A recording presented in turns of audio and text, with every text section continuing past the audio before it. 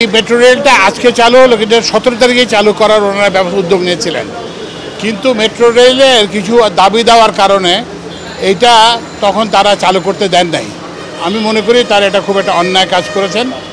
এবং এবং কারণ এটা তাদের কোনো ব্যক্তিগত গাড়ি নয় যে ওনারা ইচ্ছা করলেন গাড়ি চালাবেন না।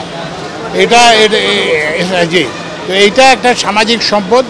এবং এই যে এটা যে এতদিন যে লাগলো, এটা কাজটা মোটেই তারা ভালো করেন নাই। তো যাই হোক, এখন শেষ পর্যন্ত ওনারা এটা এবং আমাদের সবার ঐকান্তিক প্রচেষ্টা এটা চালানো সম্ভব হয়েছে। আমি এই জন্য আর এখন একটা অসুবিধা হয়ে গেছে যে এখন একটা দাবি দেওয়ার মৌসুমে পরিণত হয়েছে। তো এখন ওই যে ধান কাটার মৌসুমের মতো যেরকম থাকে, তা এখন দাবি দেওয়ার মৌসুম। এখন এই যে 16 বছর যে ওনার সবাই বলছেন আমরা বৈষম্য বঞ্চনার শিকার, যে ভালো কথা।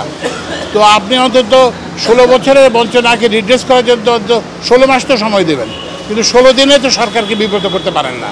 কেউ যাতে না ভাবে যে এটা একটা খুব দুর্বল সরকার।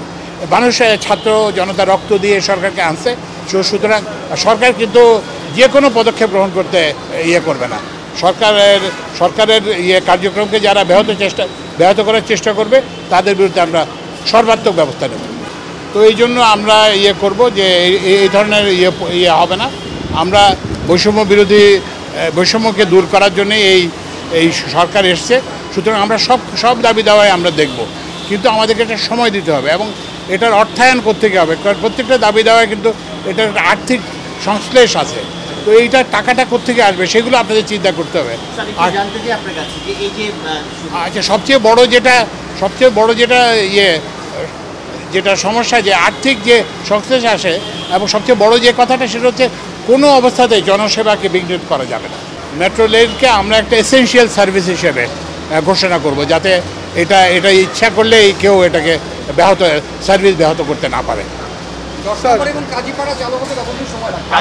আচ্ছা, আমি ব্যক্তিগতভাবে ওখানে দেখে আসছি ওই যে ব্যাপক ক্ষয়ক্ষতি হয়েছে মিরপুর 10-এ, এবং যাত্রীর সংখ্যাও সেখান থেকে বেশি। তো এবং কাজীপাড়াতে ব্যাপক ক্ষয়ক্ষতি হয়েছে।